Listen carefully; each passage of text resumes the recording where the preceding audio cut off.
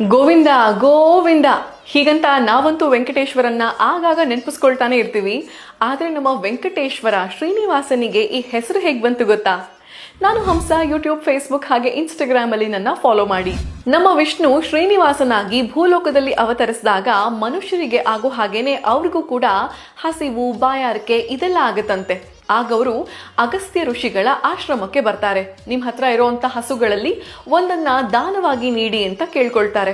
ಆಗ ಅಗಸ್ತ್ಯ ಋಷಿಗಳು ಹೇಳ್ತಾರಂತೆ, ಸಾಕ್ಷಾತ್ ವಿಷ್ಣು ನನ್ನ ಮನೆಗೆ ಬಂದು ಗೋದಾನ ಕೇಳ್ತಿದ್ದೀರಾ, ಆದ್ರೆ ಇದನ್ನ ದಂಪತಿಗಳಿಗೆ ಮಾತ್ರ ನೀಡಬೇಕು. ಹಾಗಾಗಿ ಮಹಾಲಕ್ಷ್ಮಿನ ಹೋಗಿ ಕರ್ಕೊಂಡ್ ಬನ್ನಿ, ಕೊಡ್ತೀನಿ ಅಂತ.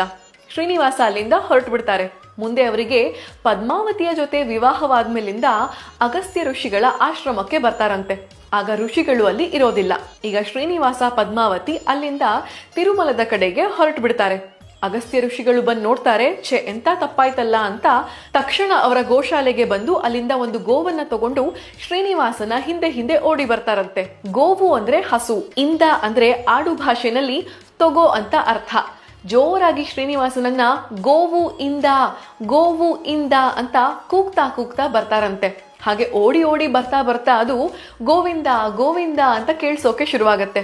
ಶ್ರೀನಿವಾಸನಿಗೆ ಹೆಸರಿಂದ ಬಹಳನೇ ಖುಷಿ ಆಗತ್ತಂತೆ. ಹೀಗೆ ಶ್ರೀನಿವಾಸನಿಗೆ ಗೋವಿಂದ ಅನ್ನೋ ಅಂತ ಹೆಸರು ಬಂದಿದ್ದು.